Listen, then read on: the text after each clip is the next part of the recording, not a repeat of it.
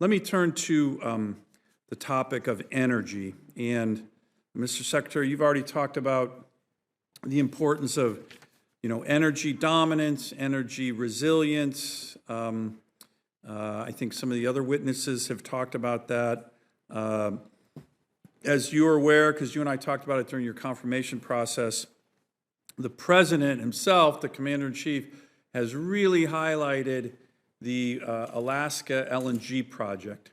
And the reason that's so important, you might want to put that Alaska map up again.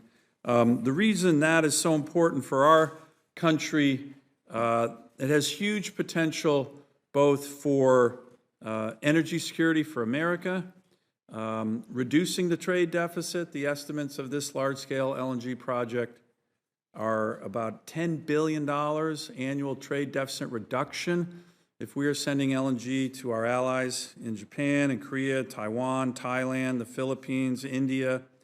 But very importantly for your position and all of your positions is energy resilience for our bases. So right now, that pipeline, natural gas is up here. We're looking at building a big pipeline that would parallel the Alaska oil pipeline, Trans-Alaska Pipeline, in an LNG export facility here on the Kenai Peninsula. So, Mr. Secretary, as you and I have talked about, do you believe a pipeline like that, which will go right past critical bases at Fort Wainwright, at Eielson, at J-Bear, that's a 100-year supply of clean-burning Alaska natural gas, which our bases in Alaska need. Could our bases benefit from that kind of redundant, very, very reliable and resilient supply of energy for our military bases, for both regular use and use during time of war?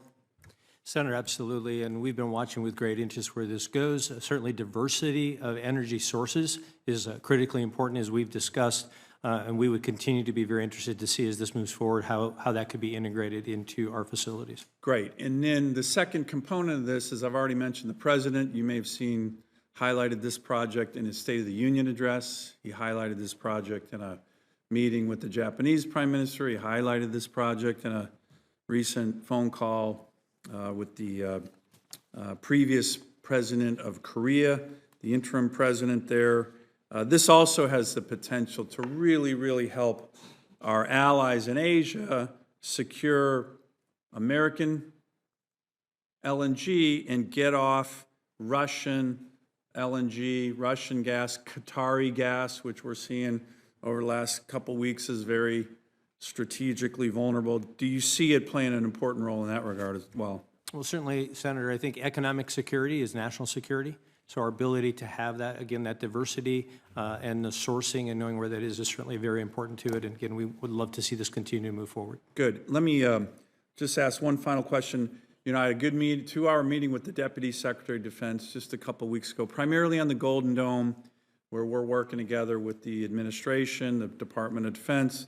But I've talked to Secretary Hegseth, the Deputy Secretary of Defense, and others about this energy project. There's a potential for the Department of Defense to be a purchaser of the gas and can help with regard to the pipeline. Can I just get your commitment, as you and I have talked about during your confirmation process, to work with us on that? Both the Secretary and the Deputy Secretary have said that this is something they want to work with us on, and more importantly, the President has made this a top priority of his administration. Senator, yes, we absolutely want to work on this with you. Great. Let me turn to another form of energy. Mr. Saunders, can you give me an update on where we are on the Eielson? You mentioned it in your opening testimony on your Eielson modular nuclear power project and what the potential is for that, not just at Eielson, but maybe throughout interior Alaska as a further potential. Yes, Senator. Thank you for that question. So we're very proud to have recently announced our notice of intent to award a micronuclear reactor power purchase agreement for Eielson. It'll be a 5 megawatt solution. Working with Okta is the agency that will ultimately be the awardee. That, as I mentioned, had a public announcement, I think it was last week, if not the week before, and we're on target to finalize that agreement in the 2027 timeframe.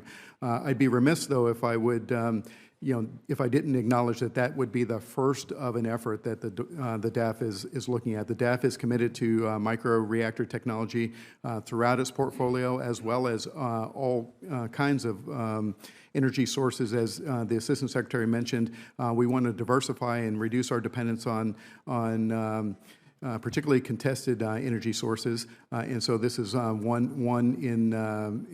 step in that direction, and we're proud to have announced that notice of intent to award.